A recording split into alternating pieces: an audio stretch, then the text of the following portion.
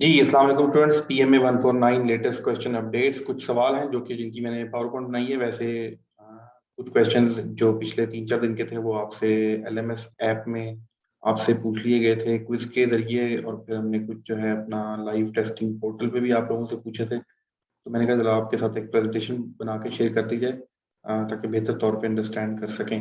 ये video may be और may be not YouTube पे पब्लिक हो, तो ये सिर्फ वैसे तो हमारे रेगुलर स्टूडेंट्स के लिए है, लेकिन शायद ये अपलोड हो जाए। अभी कंफर्म नहीं है, रिकॉर्डिंग के वक्त कंफर्म नहीं है। दूसरा, मेरे पास एडिटिंग का टाइम नहीं होता, इसलिए मैं चीज़ों को एडिट भी नहीं करता। तो जिस फॉर्म में भी ये जा रही है, फाइन बाद में डिसाइड करेंगे यूट्यूब पे जाएगी, पब्लिक होगी या नहीं होगी। सवालों की तो चलते हैं और उनको जरा समझते हैं। बड़ा इंपॉर्टेंट क्वेश्चन आ रहा है आजकल, और पहले भी आता था। General secretary of United nation का कंट्री पूछा जा रहा है। अच्छा, सवाल ऐसे पूछे जाते हैं आपसे जो डायरेक्टली आप गूगल पे सर्च करें तो आपको नहीं मिलता। तो मैंने थोड़ी सी एक्सप्लेनेशन इसकी लिखी है, आपको अंदाजा होना चाहिए कि यूएस का जनरल सेक्रेटरी इस वक्त कौन है। ही बिलोंग्स फ्रॉम पुर्तगाल, और वो पुर्तगाल का 7 साल प्राइम मिनिस्टर रह चुका है। 7 ईयर्स। उसके बाद 10 साल वो यूनाइटेड नेशन का हाई कमिश्नर रेफ्यूजी। रेफ्यूजी एक बहुत मुश्किल एजेंसी है यूनाइटेड नेशन की, जिसमें आपको रेफ्यूजी जो है वो मैनेज करने होते हैं। ये कोई आसान काम नहीं है। इंटर बॉर्डर ये एक पूरा टास्क होता है, एक कंट्री से दूसरे कंट्री उनके मसाइल, लीगल इशूज, उसके बाद सिक्योरिटी थ्रेट्स। बहुत बड़ी एक एजेंसी है यूनाइटेड नेशन की जो रेफ्यूजीज को मेंटेन करती है।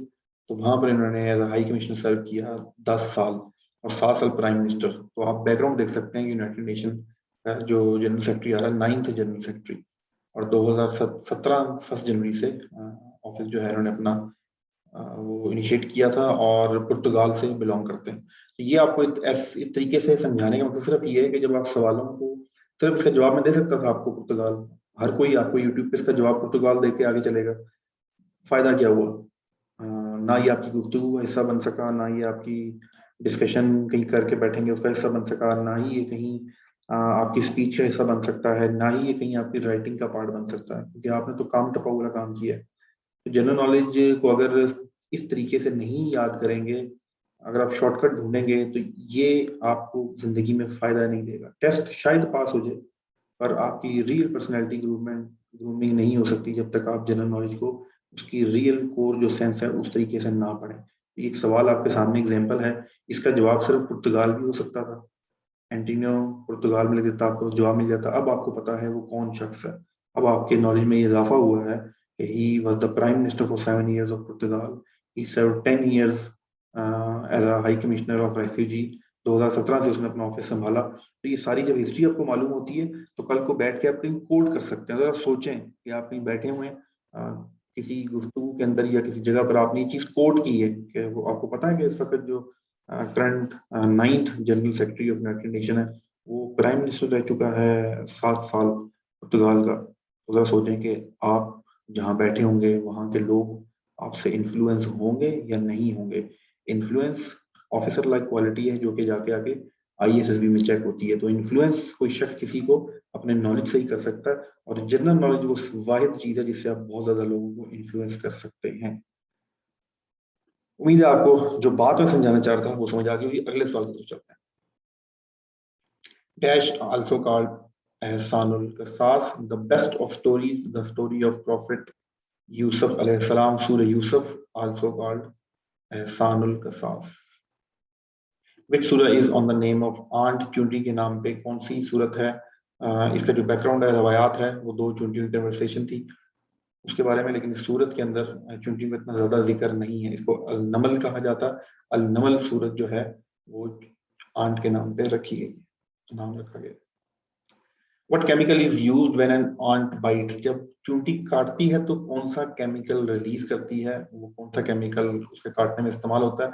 ये एवरीडे साइंस का क्वेश्चन है, जो कि अभी पीएमए के आप एग्जाम में आया है। तो फॉर्मिक एसिड अगर आपको जवाब दिया हुआ है तो आप वो जवाब देंगे, वरना formic acid is equal to methanoic acid HCOOH, इसका फार्मूला है। तो अगर आपको फॉर्मिक दिया होगा तो आप फॉर्मिक सेलेक्ट करेंगे, अगर आपको मेथनोइक एसिड दिया होगा तो आप मेथनोइक एसिड सेलेक्ट करेंगे। अच्छा चले, यहाँ पर एरर एट माय एंड, मैंने ऊपर टाइप ही नहीं किया। सवाल ये था कि ऑस्ट्रिया का कैपिटल क्या है। तो चलें, पिक्चर वर्थ 1000 वर्ड्स। तो आपको तस्वीर देख के अंदाजा हो गया, ऊपर छोड़ दें जो सवाल है। वेना जो है इसका कैपिटल है ऑस्ट्रिया का। ये फ्राइडे वाले दिन भी रिपीट हुआ था और आज भी रिपोर्ट हुआ है कि ये सवाल रिपीट हुआ है। Buddhist famous area in Pakistan, Taxila, right behind Margalla hills, जो इस्लामाबाद कैपिटल है पाकिस्तान का, उसके बिल्कुल पीछे टेक्सला है। गंधारा सिविलाइजेशन, यहाँ पर जो उनका मेन समझ लें जो उनकी इबादत गाह या उनकी जो मॉन्टेसरी है, धर्मारा जी का स्तूपा। और ये धर्मारा जी का स्तूपा जो है ये इसकी मेन इट्स लाइक ये बुद्धिस्ट लोगों का, मैं शायद ये वर्ड गलत यूज कर लूँ लेकिन आपको समझाने के लिए उनका काबा है बुद्धिस्ट लोगों का। लेकिन ड्यू टू सिक्योरिटी रीजन और बहुत सी वजूहत की बिना पर हम इसको सॉरी इतना प्रमोट नहीं करते इंटरनेशनली। ये टेक्सला में मौजूद है। टेक्सला 3000 साल पुरानी तहजीब है गंधारा की, जहाँ पर 3000 साल पहले इंसानियत की सिविलाइजेशन ने, और दुनिया की पहली यूनिवर्सिटी टेक्सला सिटी में ही थी। जूलियन एक जगह है टेक्सला में, वहाँ पर यूनिवर्सिटी बनी थी और बड़े बड़े स्कॉलर्स, बड़े बड़े पाई के स्कॉलर्स जो हैं वो इस यूनिवर्सिटी से पढ़कर तहसील फारिग कहते हैं, क्या कहते हैं वो, तो ग्रेजुएट हैं टेक्सला यूनिवर्सिटी के। इसकी हिस्ट्री आपको तो ज़्यादा नहीं मिलेगी, लेकिन one of the best place for knowledge is Taxila in Pakistan. Next, वो इज अब्दुल रहमान चुगताई से। ये सवाल आज मुझे इस पे जब सर्च कर रहा था तो बड़ा मजा आया और मैंने एक क्या कहते हैं उसको, एक और बड़ी जबरदस्त फार्मूला या खजाना निकाला आप लोगों के लिए। वो क्या मैं बताता हूँ आगे चल के। आप अब्दुल रहमान चौधरी कौन है? ये आया हुआ था सवाल पीएमए एकेडमिक 149 में। A painter and intellectual from Pakistan influenced by Mughal art, 1897 में लाहौर में पैदा हुए और इनकी डेथ 1975 17 जनवरी को लाहौर में ही हुई। आखिरी जो लाइन है, अवार्ड हिलाले इम्तियाज। ये हिलाले इम्तियाज से, जब मुझे हिलाले इम्तियाज, तारे इम्तियाज और ये प्राइड ऑफ परफॉर्मेंसेस के जो अवार्ड्स हैं सिविल एंड मिलिट्री, मैंने ये रिसर्च की कि ये यही सवाल क्यों पूछा गया, व्हाट इज द रीजन। और बहुत से पेंटर्स हैं, तो ये सवाल ही क्यों पूछा गया कि अब्दुल रहमान के बारे में क्यों पूछा जाता है कि हफीज कारदार के बारे में। तो पता ये लगा कि जब मैंने ये हिलाल इम्तियाज पे और उस पे सारे जुर्रत पे और इन चीज़ों पे रिसर्च की, तो समझ ये आई कि आपको अब क्या करना है। ये लिंक मैं आपके साथ शेयर कर रहा हूँ, ये इस वीडियो के डिस्क्रिप्शन में भी आपको मिल जाएगा। आपने जाना है हिलाल इम्तियाज, विकिपीडिया पे जाके सर्च करना है किस किस को हिलाल इम्तियाज मिला है, उससे रिलेटेड सवाल आता है। तो ये हमें जब समझ नहीं आती ना कौन सी पर्सनैलिटी, एक नंबर हमारा अक्सर फारग हो जाता है। जैसे आज के क्वेश्चन में नहीं पता था, मुझे भी सीरियसली नहीं पता था अब्दुल रहमान चौताई कौन है। जब आप इंटरनेट पे सर्च किया तो आज अब जब एग्जाम में बैठे होंगे और ये सवाल आ गया तो हो सकता है वहां पर कोई पॉलिटिशियन सेलेक्ट कर दें, कोई जो भी ऑप्शन वहां पर होंगे आपको स्कॉलर सेलेक्ट कर दें, तो ही वॉज द पेंटर। तो ये अब क्या करना है, आपने इस लिंक पे जाना है, ये लिंक वीडियो के डिस्क्रिप्शन में, और जो लोग इसको वीडियो को हमारी ऐप में या एलएमएस में देख रहे हैं उनको नीचे लिंक टेक्स्ट में मिल जाएगा, वहां क्लिक करके इधर पढ़ लीजिएगा। लिस्ट है, काफी लंबी लिस्ट है, लेकिन चलें अगर आप दिन में 4 भी पढ़ लें तो ये 5-10 दिनों में लिस्ट खत्म हो जाएगी। एटलीस्ट आपको पता जरूर लग जाएगा कि किससे रिलेटेड सवाल आ सकता है। तो उसका प्रोफेशन अगर पता कर लें तो 1 नंबर आप पक्का गेन कर सकते हैं और ये 1 नंबर आपकी जिंदगी बदल सकता है, पास फेल करा सकता है आपको। एडिशन प्रॉपर्टी ऑफ मैट्रिसेस, हमारी मैट्रिसेस की 2 क्लासेस हुई थी 1-1 घंटे की, मैडम ने कंडक्ट कराई थी। आप बहुत से स्टूडेंट्स ने वो क्लासेस ली होंगी। उसमें यही पर्पज था कि पीएमए एकेडमिक में मैट्रिसेस के क्वेश्चन आते हैं। मैंने उस वक्त बताया था पहले कि आते हैं और आ गए। 2 सवाल आए हुए थे आज, और दोनों सवाल बहुत आसान थे, बड़ा सिंपल सा कॉन्सेप्ट था। किस वक्त 2 मैट्रिसेस को ऐड किया जा सकता है? डायमेंशन इज सेम, जब वो बराबर हों। कैसे? उनकी रोज एंड कॉलम बराबर हों। उनकी रोज कहा जाता है ऐसे जी, ये रोज है, ये एक रो है, ये एक रो है, ये एक रो है, ये एक रो है। तो रोज और कॉलम बराबर हों तो उनको multiply, dimension is same, row and column are same. तो ये आप इनको ऐड कर सकते हैं। देखिए यहाँ पर इसके कॉलम रो कितनी है, 1 2 रोज, इसकी रोज कितनी है, 1 2 3। तो ये नहीं हो सकते ऐड। आप नीचे अगर देखें तो इसकी 1 2 रो और 2 कॉलम, इसकी 1 रो 2 रो 1 कॉलम 2 कॉलम, ये हो सकते हैं। यहाँ पर भी रो कॉलम बराबर है, तो रो कॉलम बराबर होने चाहिए एडिशन के लिए, ये एडिशन प्रॉपर्टी ऑफ मैट्रिसेस है। बिल्कुल इधर एक और सवाल आया हुआ था, वो सवाल था मल्टीप्लिकेशन प्रॉपर्टी, कब दो मैट्रिसेस मल्टीप्लाई हो सकते हैं, if their dimensions are compatible. वहां पर डायमेंशन सेम होनी चाहिए या कंपैटिबल है। अब कंपैटिबल का क्या मतलब है, number of columns in the first matrix same as the number of row in the second matrix.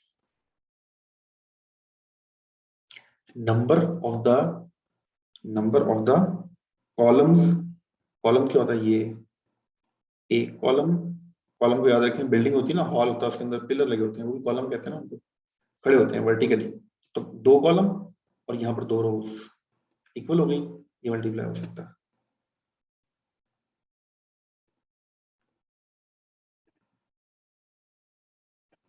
देख रहे हैं यहाँ पर 4 कॉलम्स, 3 9 2 1 1 3 5 0, 4 कॉलम्स, 2 9 0 1 3 5 2 4 7 8 1 5 4 रो इक्वल हो गई, मल्टीप्लीकेशन हो सकती है। 2 columns and 3 rows can not be multiplied. तो ये एडिशन और मल्टीप्लीकेशन की प्रॉपर्टी आपने देख ली। एक और सवाल आया था, विच प्रोनाउन रिटन कैपिटल ऑलवेज, एक ऐसा प्रोनाउन है जो हमेशा कैपिटल लेटर में लिखा जाता है, आपके सामने लिखा हुआ है और बड़ी खतरनाक चीज है ये इंसान के लिए, मैं जो है ना, ये मैं बड़ी खतरनाक है। तो I is the Wahid pronoun जो हमेशा कैपिटल लिखा जाता है। Safe is which part of speech, ये आज आया हुआ था, ये जो सेफ वर्ड है ये क्या है, ये नाउन है, एडजेक्टिव है, प्रोनाउन है, ये तो या ये नाउन है। हम अक्सर कहते हैं put money on the safe, चलो ये मैंने गलत कर दिया, ये सेफ के ऊपर रखने की बात है, वैसे अंदर रखना चाहिए सेफ के।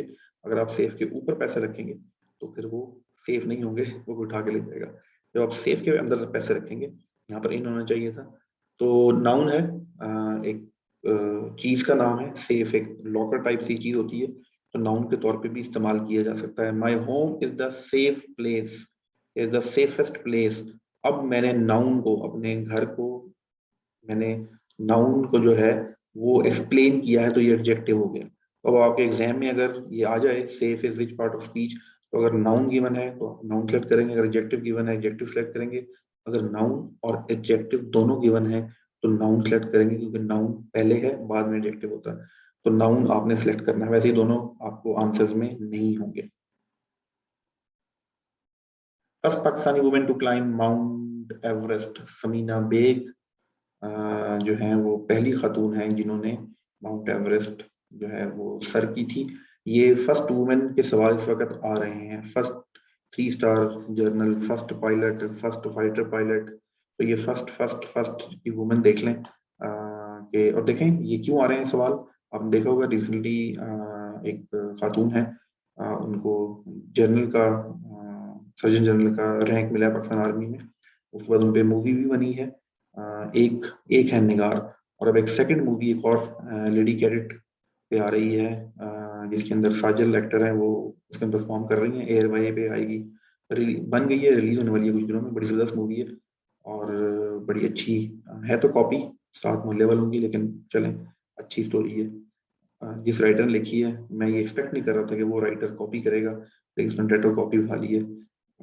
लेकिन हमने देखनी है, मजे करने हैं। तो बताने का मकसद ये है कि पाकिस्तान आर्मी आईएसपीआर मिलकर इस वक्त डिफरेंट चैनल्स के साथ वुमेन एम्पावरमेंट के ऊपर, ये वुमेन का जो फोर्सेस के अंदर रोल है, बहुत अच्छी बात है, इसको प्रमोट करना चाहिए।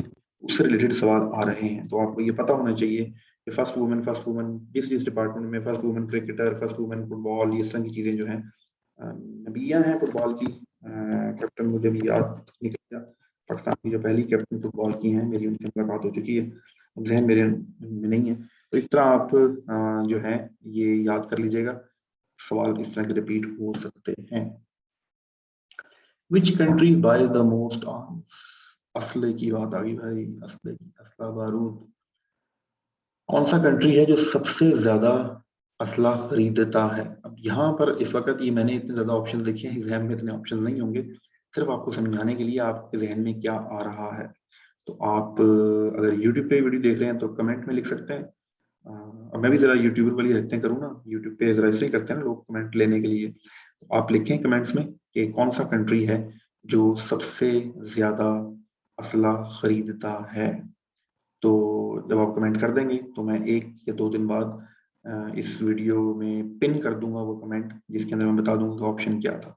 ठीक है, तो आप वो देख लीजिएगा। उम्मीद है आप सब लोगों का सही जवाब पता होगा। लेकिन जिसके पास सबसे ज्यादा पैसा है और जिसको सबसे ज्यादा अमेरिका इस्तेमाल करता है, उसी को असला बेचेगा। हम अल्हम्दुलिल्लाह, मैं ये बता दूं कि हम नहीं खरीदते। हम खुद कफील हैं इस मामले में अल्हम्दुलिल्लाह। तो ये थे कुछ सवाल आप लोगों के साथ शेयर करने, जरा डिफरेंट अंदाज के साथ, थोड़ा सा आपका ओवरव्यू पर्सपेक्टिव क्रिएट करने के लिए कि पीएमए के सवाल जिस वक्त जनरल नॉलेज के आते हैं, पीएमए के हों कहीं के भी हों, तो जनरल नॉलेज आपकी पर्सनैलिटी का बहुत बहुत इम्पोर्टेंट पार्ट है। ये आपका कॉन्फिडेंस बिल्ड करता है, ये आपका कॉन्फिडेंस बिल्ड करता है, ये आपका कॉन्फिडेंस बिल्ड करता है। इसलिए ये पीएमए लॉन्ग कोर्स का पार्ट है। तो अगर आप इसको प्रिपेयर करने के बाद आपका कॉन्फिडेंस बिल्टअप नहीं होता, तो फिर मैं फिर बता रहा हूँ टेस्ट तो शायद पास हो जाएगा, पर आपने असल मकसद उसका खो दिया।